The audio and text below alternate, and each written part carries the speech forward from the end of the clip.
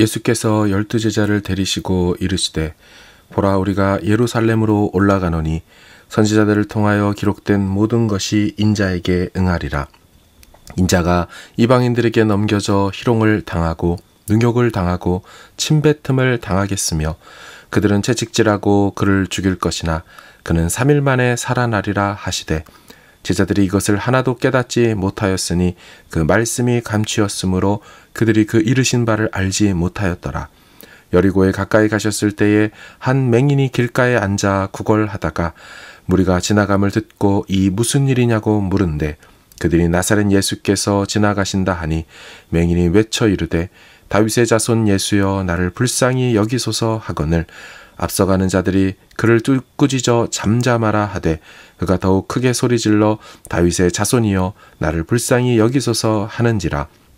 예수께서 머물러 서서 명하여 데려오라 하셨더니 그가 가까이 오매 물어 이르되 내게 무엇을 하여 주기를 원하느냐. 이르되 주여 보기를 원하나이다. 예수께서 그에게 이르시되 보라 내 믿음이 너를 구원하였느니라 하시매 곧 보게 되어 하나님께 영광을 돌리며 예수를 따르니 백성이 다 이를 보고 하나님을 찬양하니라. 아멘. 예수님은 당신 여정의 꼴을 목표를 분명히 가지고 계셨습니다. 이 땅에 오신 이유도 분명하셨듯이 지금 제자들과 함께 가시는 이 여정의 목적지도 분명하셨죠. 31절에 예수께서 12제자를 데리시고 이르시되 보라 우리가 예루살렘으로 올라가노니 선지자들을 통하여 기록된 모든 것이 인자에게 응하리라. 예수님의 여정의 도착지는 예루살렘이셨습니다. 이 같은 예루살렘을 향한 예수님의 여정은 일찍이 9장에서부터 나왔습니다. 9장 51절에 보면 예수께서 승천하실 기약이 차감해 예루살렘을 향하여 올라가기로 굳게 결심하시고, 그러니까 9장에서부터 예루살렘을 향해 출발하셨고 지금은 여리고까지 오셨다라고 되어 있습니다. 여리고는 예루살렘에서 한 20-30km 떨어진 곳입니다. 거의 다 오셨고 예수님은 계속 예루살렘이라는 목적지를 향하여 걷고 계셨다는 것입니다. 이제 예수님은 예루살렘에 들어가셔서 당신의 목적을 이루실 것입니다. 자, 그런 반면에 목적이 분명한 이 예수님과는 달리 전혀 갈피를 잡지 못하는 이들도 있습니다. 바로 제자들입니다. 34절을 보시면 제자들이 이것을 하나도 깨닫지 못하였으니 그 말씀이 감추었으므로 그들이 그 이르신 바를 알지 못하였더라. 제자들은 하나도 깨닫지 못하고 알지 못했습니다. 모든 본문들이 중요하지만 오늘 본문은 특별히 더 중요합니다. 왜냐하면 예수님이 비밀을 알려주시는 본문이기 때문입니다.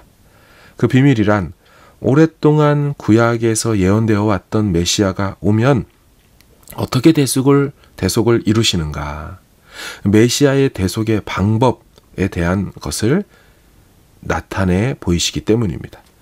본문 31절 하반절과 32, 33절을 보시면 선지자들을 통하여 기록된 모든 것이 인자에게 응하리라 하시곤 이제 비밀을 얘기해 주시죠.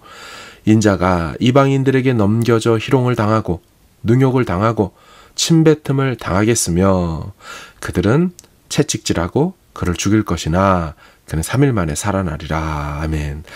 예수님의 순환을 예고한 본문입니다. 이것이 메시아가 대속을 이루시는, 세상의 죄를 해결하시고 구원을 인류에게 안겨다 주시는 방법인 것입니다. 자, 그것을 주님이 드러내신 거죠. 자, 그런데 제자들이 이 비밀을 듣고 어떻게 반응했다고 합니까? 제자들이 이것을 하나도 깨닫지 못하였다. 왜 하나도 깨닫지 못하였을까요? 첫 번째는 말씀이 감추었기 때문이다 라고 말하고 있지만 실제 또 보면 이들이 갖고 있는 예수님의 기대가 전혀 엉뚱한 곳에 있었기 때문입니다. 제자들은 예수님이 예루살렘에 가시면 한 자리를 하실 것이라 생각했습니다. 그래서 야고보와 요한의 어머니도 예수님께 찾아와 우편 좌편 자리 달라고 요청한 거죠. 그러니까 이들은 순환과 고난을 통해 얻는 영광, 이런 예시야의 대속을 이루는 방법 전혀 알거나 깨닫지 못했습니다. 또한 그 얻어지는 영광도 세상적이고 세속적인 영광으로 착각했습니다. 그래서 이들은 어린아이가 예수님께 오려고 할 때도 그 어린아이를 막아섰지요. 예수님은 그 아이를 품에 안고 바로 이 어린아이 같은 자가, 하나님 나라를 받드는 자가 천국에 합당하다고 하시건만 그들 눈에는 이런 어린아이는 예수님께 오면 안 된다라고 판단했으니 생각이 달라도 너무 달랐던 것입니다. 자, 오늘 보면 두 번째 에피소드에서 보여지는 제자들의 모습도 똑같습니다. 맹인이고 거지인 자가 예수님 지나가신다는 말을 듣고 소리를 치며 자기 불쌍히 여겨달라고 했죠. 자, 그런데 잘 보시면 오늘 본문에 앞서가는 자들이 그 맹인 거지를 꾸짖으며 잠잠하라고 했다고 합니다. 39절에 앞서가는 자들이 그를 꾸짖어 잠잠하라 하되 그가 더욱 크게 소리질러 다윗의 자손이여 나를 불쌍히 여기소서 하는지라. 여러분, 여기서 지금 예수님께 오는 것을 막아서는 이 앞서가는 자들, 누구일까요? 제자들입니다. 핵심 멤버들이죠. 누가복음 9장부터 예수님 무리들을 이끌고 예루살렘으로 향했기 때문에 예수님과 함께 선두에 선 앞서가는 자들은 예수님을 제외하면 제자들입니다.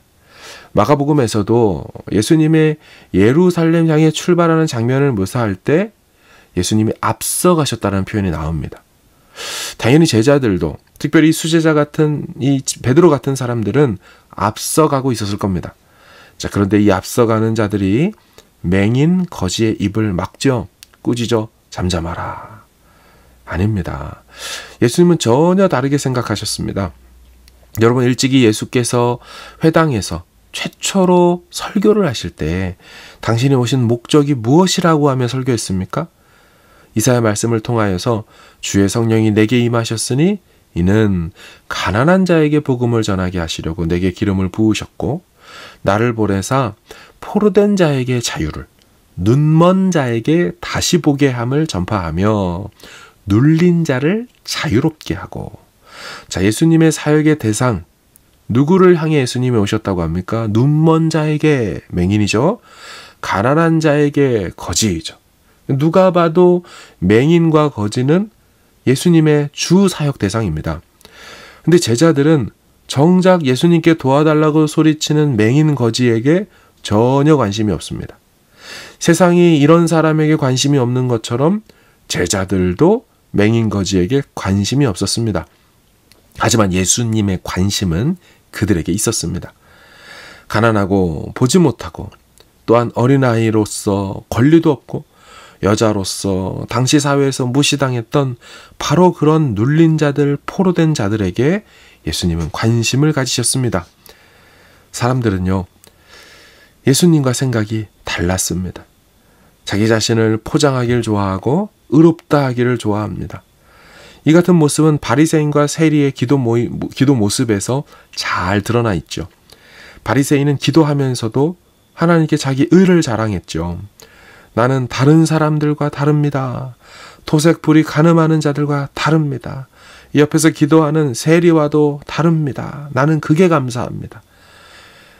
하지만 세리의 기도는 달랐습니다. 멀리 서서 감히 눈을 들어 하늘을 쳐다보지도 못하고 가슴을 치며 하나님이여 불쌍히 여겨주소서, 나는 죄인입니다. 아시는 것처럼 누가 인정받습니까? 하나님께. 바로 세리가, 그 세리의 기도가 하나님께 인정받고 하나님께 받아들여졌죠. 이처럼 사람들은 자기 잘난 맛에 살고 자기 잘난 맛으로 종교생활도 합니다. 하지만 하나님은 자신을 낮추고 진심으로 자신의 죄를 인정하고 울며 통회하는 세리의 기도를 받으셨습니다.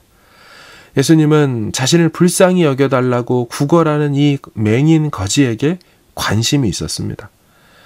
하지만 예수님이 세상을 구원하는 방식을 오해하고 알지 못하는 제자들과 예수님의 관심이 어디 있고 무엇을 위해 오신지 알지 못하는 제자들이 함께 예수님과 있었습니다.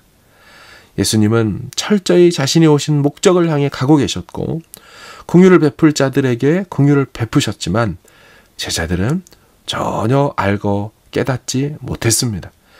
오늘 본문에는 두 종류의 맹인이 나왔죠. 실제로 보지 못하는 육신적 맹인도 나왔지만 육의 눈은 떴으나 사실은 주님의 마음과 주님의 목적을 보지 못하는 영적 맹인 제자들도 나왔습니다. 결국 예수님은 이 두 종류의 맹인들의 눈을 다 뜨게 하셨습니다. 실제 맹인의 눈도 뜨게 하셨고요. 영적 맹인이었던 제자들도 죽으심과 부활하심을 통하여 다 깨닫게 하시고 눈을 뜨게 하셨습니다. 예수님을 만나 영안이 열린 우리도 다시 한번 깨닫고 알아야 합니다. 고난과 수치와 고통은 부활의 영광스러운 아침을 맞게 하는 필수 과정이 된다는 것을 알아야 합니다. 최후 승리를 위해서 오늘 넘어질 수 있습니다.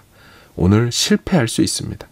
하지만 이 과정을 통해 영광의 아침이 온다는 것을 기억해야 합니다.